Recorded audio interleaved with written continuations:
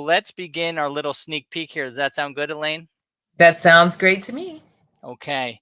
By the way, everybody, you're welcome to put stuff in the comment boxes and ask questions and jump in wherever you want. We'll do our best to respond. We also have Tatiana, who is our showrunner behind the scenes, and she is amazing. So thank you, Tatiana. Okay, let's go to the next slide. Oh, that's me. I'll do it. There we go. Okay, so Stacy and Jeff. Here we go. Two phenomenal employees for this organization. They're high performers, and after a couple of years of doing their job phenomenally, they get promoted into a manager role. And so what they go from what we like to say, going from player to coach, but they're still playing, right? And so the question becomes, what do you think happened? What do you think happened when they go from player to coach while still playing? Elaine, any thoughts? Yeah, well, I have one thought because sometimes what happens is when we see players performing at an extraordinary level, we want to promote them because we feel like if they do so good in this player role, that in the coach role, they'll excel. But what happens is I feel like a lot of times we are not preparing these coaches and we're not training them properly. So when they now jump into the coach role, they still have a player mentality. So what I believe happens is these coaches now fail miserably Right. because they don't have training in order to be able to do it properly. Absolutely right on. And it's those three main buckets, and it's the three main buckets that we unpack in this full session, which is, the communication bucket, the motivation bucket, and the delegation bucket. How do we get good at those three areas as we lead people? Because it's very different than just doing my job really well. Right. It's an art form in itself. So let's go to the next one here. Yeah. And the thing about this is that like people don't really leave jobs, right? They leave bad managers. We're emotionally tied to our work, even though we know we're there to grind for sometimes a boss that we don't always appreciate or like or want to be at, but we are emotionally attached to the work. And we've found a few pieces of data that kind of prove this theory because pretty much 75% of workers who voluntarily leave their jobs did so because their bosses um, are not supporting them in the way that they really need, right? And also, like more than 50 managers fail within the first 18 months. And that's what we're just talking about. Your scenario with your player to coach. When you go from player to coach, you're not really set up properly. So it's hard to then manage because managing is a totally different skill than playing, than being just being a regular worker, right? And a third of executives found that they couldn't make it past the third year at Fortune 500 companies. And, they are driving away key personnel because when we are not happy with our managers, we leave because we don't want to be stuck under the thumb of someone who's going to just like, kind of run us ragged. And then also, people care which team that they're on. So no matter who you work for, the team that you on really makes the difference. And there are enough TikTok memes that kind of prove those theories where people are talking about how great their teams are that they work on. And the reason behind the reason. They have no to little leadership training, which is what we've been saying here. A lot of these bosses don't have the training needed, so they're driving away good talent, you know? Yeah, it's right on. And we hear organizations tell us all the time that there's a ton of turnover happening in their group, and turnover is extremely costly. So the Mhm. goal is to keep all of our players and help them and train them to become really great coaches, and continue to play at the same time, but build that team and be able to lead that team and be a people leader really effectively. So excellent. Thank you for that. Let's go to the next one here. The main question is, how am I building my toolkit, my leadership toolkit, my people leading toolkit. And so now Mhm. we're going to give you just a couple of tips, 2 tips. Elaine's going to do the first one, and then I will do the second one. And all right, so let's jump into it, because the goal here is to make this toolkit look like that thing, because that thing looks awesome. Yes, that looks awesome. I want that toolkit. So, the first thing we can put in our toolkit is to lead impactful meetings. How many times have you been in a meeting that droned on about nothing? There was no organization to the meeting.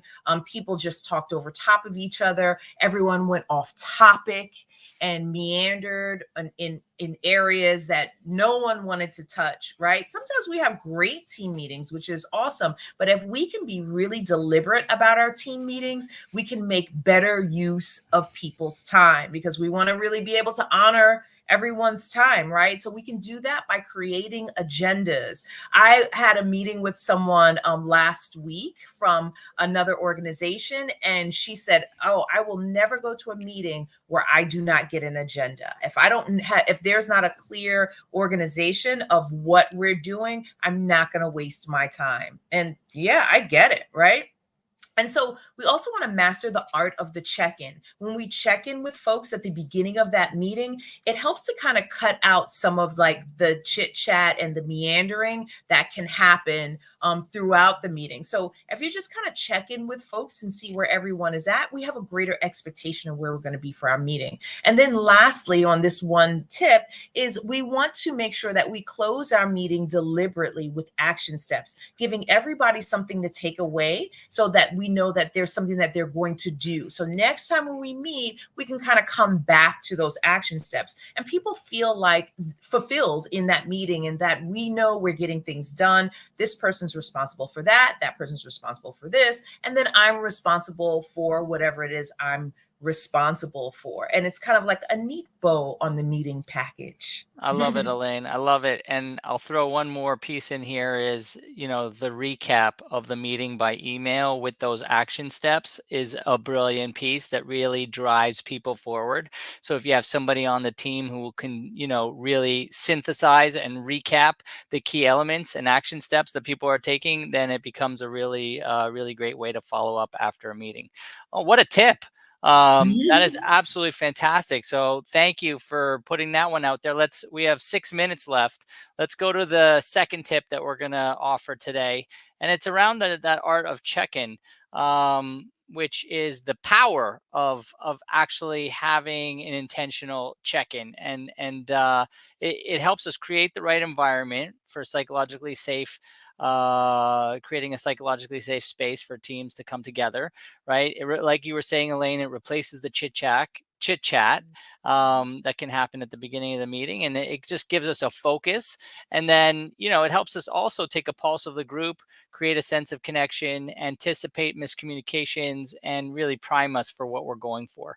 So a couple of examples of check-ins. We have this 52 ways to connect deck of cards, and here are a few from there just to get our brains going. We're not going to do them, but what's the best part of your day so far? Whip around, right? Everybody says one thing.